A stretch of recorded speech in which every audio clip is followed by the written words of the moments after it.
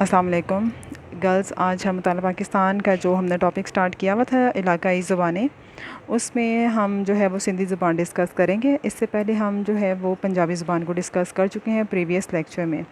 तो आज का जो है लेक्चर सिंधी ज़ुबान, इसके अंदर देखें जो हम देखते हैं, थोड़ी सी हिस्ट्री देखें अगर इसकी, तो सिंधी ज़ुबान जो है वो आरियाई ख़ानदान से ताल्लुक़ रखने वाले जो लोग हैं वो सिंधी ज़ुबान बोलते हैं, और ये भी कदीम तरीन ज़ुबान है, और ये दरिया सिंध की वादी और इर्द गिर्द के जो इलाके हैं वहाँ बोली जाती है। इसके बोलने वालों की तादाद जो है वो 1 करोड़ से कम नहीं है। ठीक हो गया। और पाकिस्तान की अगर हम आबादी का देखते हैं तो कुल 12% जो है वो सिंधी बोलने वाले लोगों पर मुश्तमिल है, यानी कि इसका ये मतलब है कि 100 में से 12 अफराद जो हैं वो सिंधी ज़ुबान जो है वो बोलते हैं।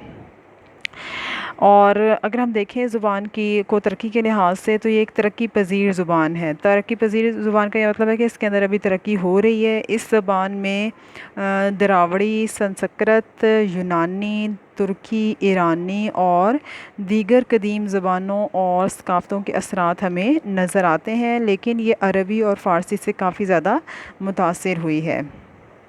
ठीक है।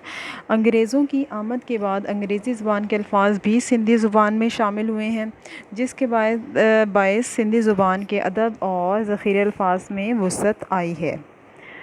ठीक है। तो ये ज़ुबान जो है इसमें अगर हम देखते हैं तो अपने कदीम सकाफ़ती विरसे के सबब पाकिस्तान की दीगर इलाकाई ज़बानों की निस्बत ज़्यादा मज़बूत है, और ये अरबी की तरह लिखी जाती है, और इसके हरूफ़ तहज्जी की तादाद जो है वो 52 है। तो मेन जो पॉइंट्स अगर हम देखें तो इसके अंदर जो दूसरी ज़ुबानों के असरात आ जाते हैं, ठीक है, और अंग्रेज़ी ज़ुबान के भी कुछ इसके अंदर शामिल हैं, और इसके जो हरूफ की तादाद है वो कितनी है, 52 है। अगर हम इससे सिंधी ज़ुबान के लहजे देखें तो वसी रकबे पर बोले जाने वाली ये सिंधी ज़ुबान जो है इसके मुख्तलिफ़ लहजे हैं। सूबा सिंध के शुमाल जनूब वसी इलाके में सिंधी ज़ुबान जो है वो बोली और समझी जाती है। सिंध के ज़ेरी और राजस्थानी इलाके में लाड़ी, केची, वचोली, काठावाड़ी और अकदी की बोलियां राइज हैं।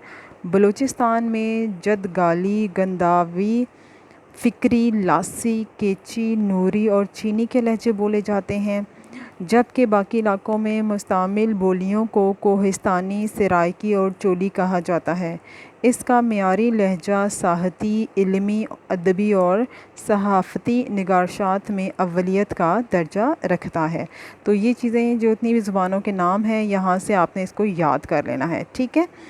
इसके बाद हमारे पास आ रहा है सिंधी ज़ुबान को अगर हम देखें तो कुरान पाक का तर्जुमा, और सिंधी ज़ुबान के हवाले से अगर हम देखें तो पूरी मुस्लिम दुनिया की मकामी ज़ुबानों में सिंधी ही वाहिद ज़ुबान थी जिसमें कुरान पाक का पहला तर्जुमा किया गया, यानी कि जो मकामी ज़ुबानों में अगर देखें तो पहला तर्जुमा जो है वो किस ज़ुबान में हुआ था, वो सिंधी ज़ुबान में हुआ था।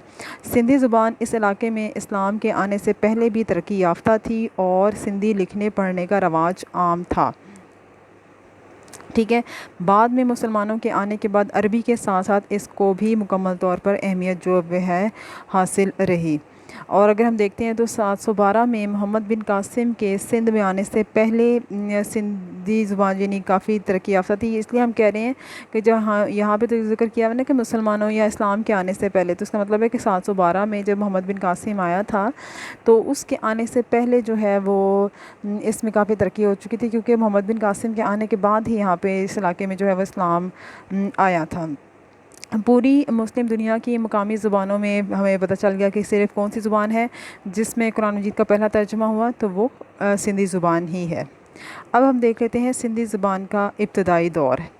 इब्तदाई दौर अगर हम देखते हैं तो वो 1050 से 1350 तक का दौर सिंधी ज़ुबान की अदबी तारीख़ का इब्तदाई दौर जो है वो कहलाता है, और यानी कि ये वाला जो दौर होगा ये इब्तदाई दौर है, और इसमें बहुत सी दीनी और अदबी तहकीकात मंज़र आम पर आती हैं, जिनमें हुब्बुल वतनी, عزم، خودداری اور روحانی عقائد کے موضوعات پر بہت زیادہ لکھا گیا ہے۔ اس دور کی داستان، قصہ، گنان، ہیت، سوڑے، کاتھا اور قابل ذکر اصناف ہیں۔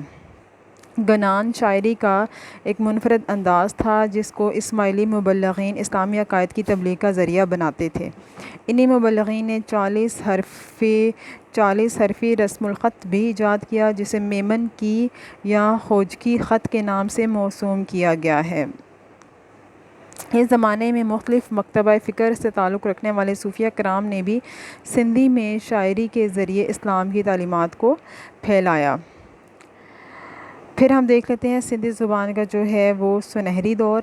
18ویں صدی عیسوی تک کا سندھی جو دور تھا وہ سندھی ادب میں سنہری دور کہلاتا ہے، کیونکہ اس دوران میں شاہ عبداللطیف بھٹائی اور سچل سرمد جیسے بزرگوں نے سندھی زبان کی جو ہے نا اس کو عروج پہنچایا، اور ان شعراء نے عوام کی زبان میں علم و حکمت اور دانش و بصیرت کے لازوال نغمے بھی لکھے۔ اب ہم دیکھتے ہیں اس میں تو ہمیں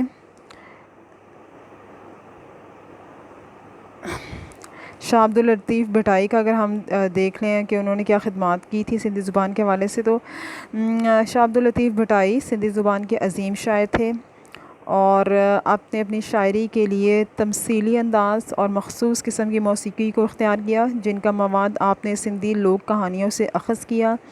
آپ نے غریب اور محنت کش طبقے کی نمائندگی کی اور محنت کی عظمت کو اجاگر کیا۔ یہی وجہ ہے کہ آپ کا کلام سندھ کے طول و عرض میں بڑی محبت اور عقیدت سے پڑھا اور سنا جاتا ہے۔ شاہ و رسالو آپ کی شاعری کا مجموعہ ہے۔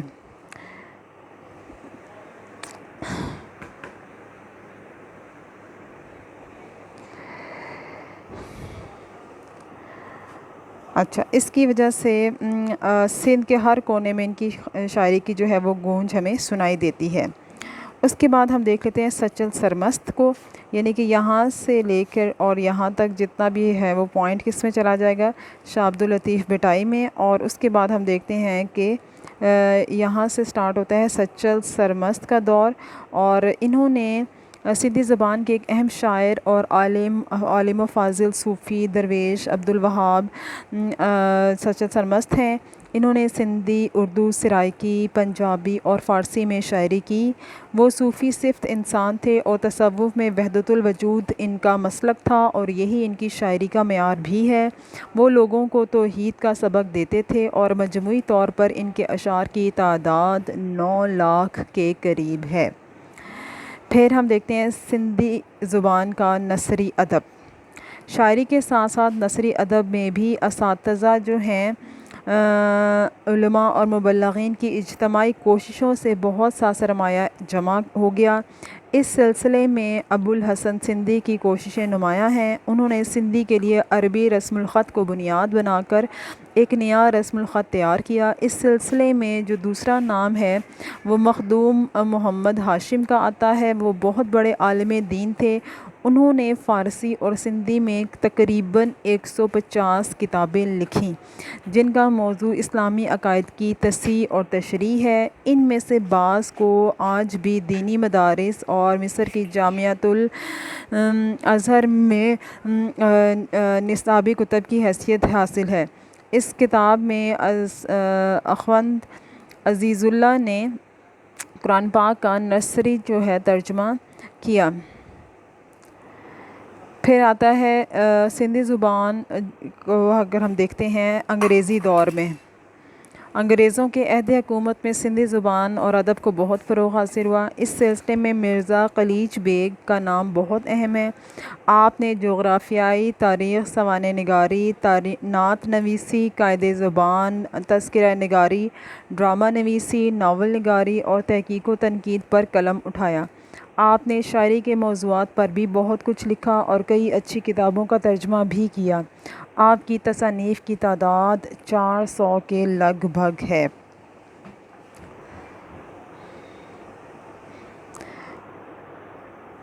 پھر ہم دیکھ لیتے ہیں جی انگریزوں کے دامِ تسلط میں برصغیر کی سیاسی اور سماجی زندگی میں بہت اہم تبدیلیاں آئیں، اور لوگوں میں پختہ شعور اجاگر ہوا، اور اسی دور میں اگر ہم دیکھتے ہیں تو سندھی صحافت جو ہے اس کو بہت فروغ ملا اور اہمیت حاصل ہوئی۔ قرآن پاک کا منظوم ترجمہ مولوی ملا نے 1970 کے عشرے میں کیا۔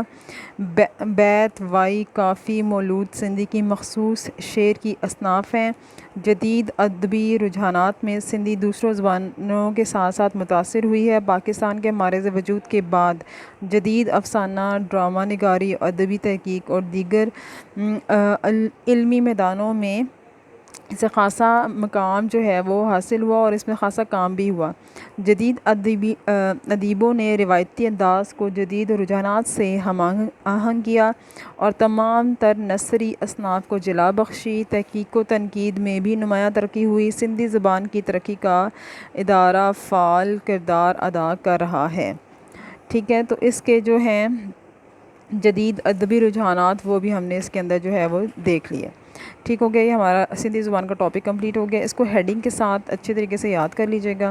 اوکے، اللہ حافظ۔